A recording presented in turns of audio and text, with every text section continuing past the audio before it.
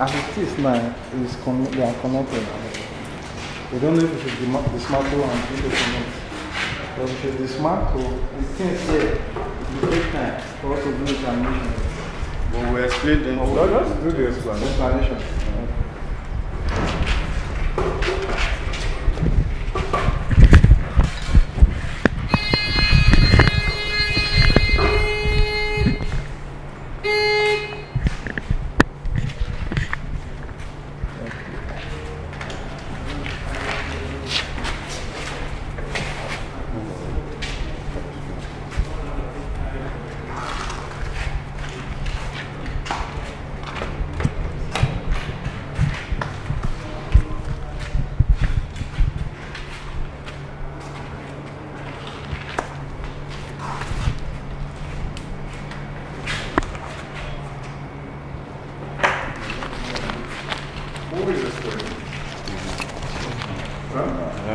Excuse me, I am the one.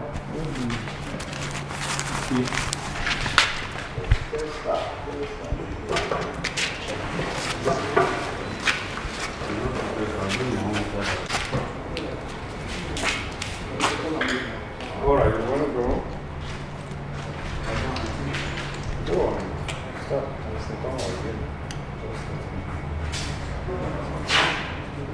All right. Good afternoon. My name is Agmi Waye Clement. I'm the course lecturer for this course, Fire Alarm System. So today, I'm going to tell us or show us how to do the interconnection of fire alarm systems in building. Wait. I don't think it's for you to tell us. So just the students introduce yourself. Okay. The only thing you should do is you can divide the work for the students that you explain this bit, you explain this bit, so that we know that Okay. they all know how to do it. Okay.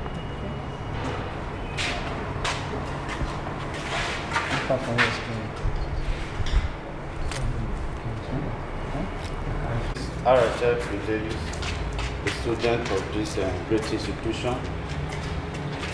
We are here to present what we are taught about fire alarm system. But before I start, I would love to define what fire is.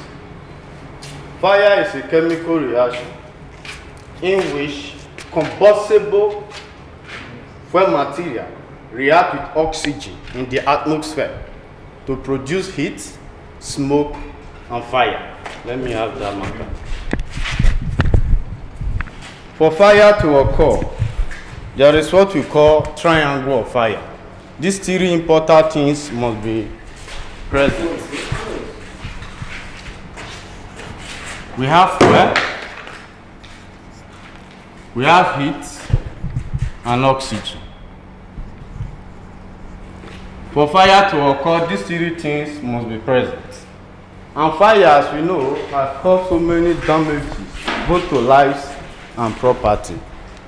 So that is why we now come up with a fire alarm system. A fire alarm system is a group of devices working together. As you can see now, we have different types of devices here. We have the control panel of the fire alarm system. We have heat detector. We have smoke detector and the heat detector and the manual core points. And they are so divided into two. We have the initiating devices, which is the fire, the smoke detector, the heat detector, and the manual core point. And we have the strobe light and the bell, which are the notification appliances. The brain box of the fire system is like the computer system and also the human being. It takes in the output, so it takes in the input from the initiating device into the control panel and take them out for others to see when there is fire through the strobe lights and the bell. Because when there is a fire, when fire occurs in any building, the initiating device will send signal to the control panel The control panel in turn will now process it and send it back as an output to the initiating device, to the notification device. As you can see now, if we want to, let's say we are given a 4-bedroom flat, to install a fire alarm system. Although this particular one we have here now is not advisable you buy that one, you buy a 4-zone fire alarm system. But before we go there, we have the types of fire alarm system. We have the conventional alarm system, fire alarm system, which is this very one, the addressable conventional alarm system, and the analog addressable. Like the one we have here now is conventional alarm system with just 2 zones and 2 spare. But let's say, for example, we are given a 4-bedroom flat to install a fire alarm system. We won't buy this kind of fire alarm control panel. We will buy the one of 4, so that we will be having extra 2 as spare in case there is expansion in the building. That leads us to the different devices and how they are connected. Like this wire you are looking at now, this is the power wire that will take light from 220 volt to the control panel. When you get to the control panel can only use 24 volts. And here, as you can see, we have a 12-volt battery and another 12-volt battery. For you to get the 24 volts that is needed for the fire alarm system to work, you need to do what we call parallel series connection, whereby you connect the neutral from this very battery to the current of this very one. Then you will connect the neutral from this other battery to the positive of this one. So by so doing, you're able to get a complete 24 volts. Now this brings us to the connection. As you can see, this is a smoke detector.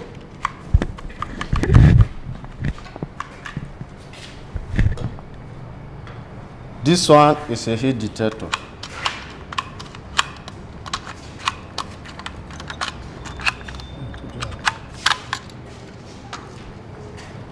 While this one is a manual core point.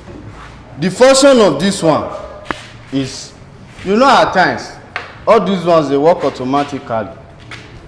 This one, we just put it there. At times, when there is fire, humans themselves detect it first before the heat and the smoke detector. Not always, at times. When the case of, let's say, the heat detector or the smoke detector has not detected the smoke and the human now detect the smoke first, the human being will now go there and actuate this thing. This light we are seeing is off now. By the time you actuate this place, we will come to that by the time I finish with the connection and how they work.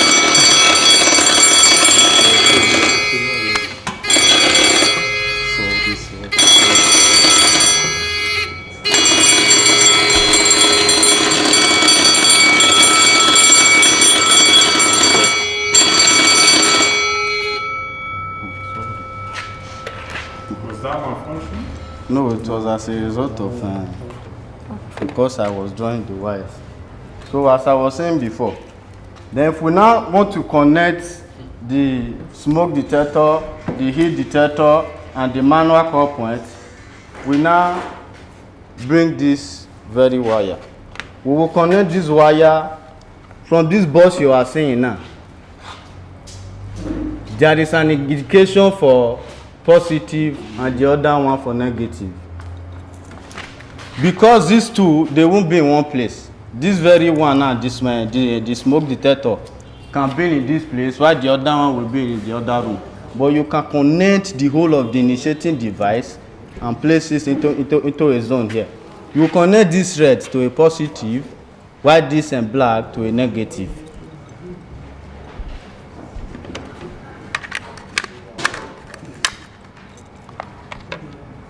This is a heat detector. There is a place here where you connect the positive and here the negative. Once you are connecting, after your connection, you terminate it here at your core point with a resistor, end of line resistor. Without this end of line resistor, the whole thing cannot work. That brings us to the control panel. In this control panel, here we have the transformer that steps the current from the direct source into 24 volts with the help of these batteries. Here now we have the power connection. This very one, we have the red, which is the positive, we have the earth, and this one, the negative. All these ones are blocks. And before each of these very ones can work for you, you have to terminate them with this end of resistor. So like you see here, the smoke detector and the heat detector, both of them are connected to a zone, which is indicated there, zone 1. As we can see, zone 1. This ZI, zone 1, where we have the positive and the negative. While the strobe light, which is the notification appliances, and the bell, they are connected to a standard 1 circuit here, which you can see both the negative and the positive and this thing. And we will also terminate it with the end of a line resistor. Without these ones, the control panel will trigger standard cycle. That is, there is a problem because this very one is not terminated with the end of line resistor. So as we can see, we are done with the connection now. We then now want to test. Before we test, as you can see from these our notification appliances, you can see this diode. This is a diode. Without this diode, this diode help us to break the flow of current. So that's why this one is there. You connect it to the positive this thing there. So we want to test the work now, the work we have done. This is a manual core point. If we want to test, this is how we test. Let's say for example, there is fire. Maybe there is a smoke or fire somewhere. These two, they are unable to detect it fast. Maybe we humans, we are the one to see it first. Then you just come here, you put this thing up and actuate.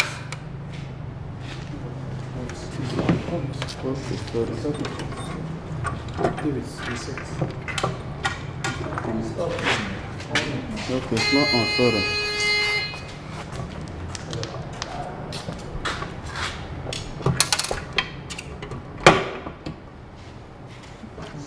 On. Then you actuate. You can see the bell.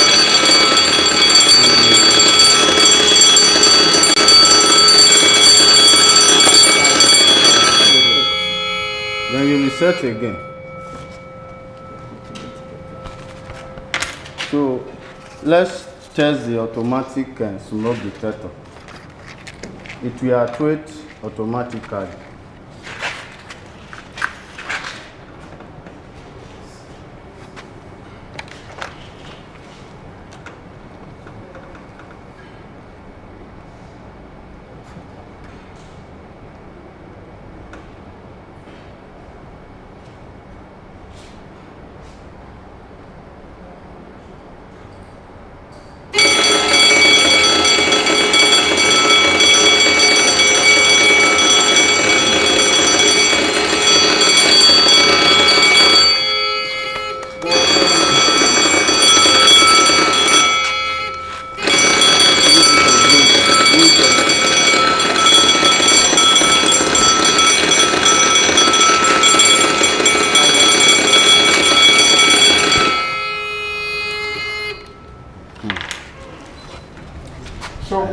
activated it now? Was it the smoke or the fire, the heat that was coming to it? This is a heat detector. It's sorry, a smoke detector, and it's automatic. The ability for the smoke detector to detect that heat, sorry, for the smoke detector to detect that smoke and actuate made him what they call it a smoke detector. That's why I told you just now that the manual core point, which is for human, maybe the human being was able to sense the fire first before this one. That is the beauty of this automatic fire smoke detector. You know, as we pointed the smoke towards it just now, it's very sensitive. That sensitivity ignited, as it sends a signal to this control panel. The control panel in turn now returns it to the notification appliances, which we now saw. The reason for this is that there are people that had hearing impediment. They cannot hear. So if they see this light, they will know there is fire somewhere.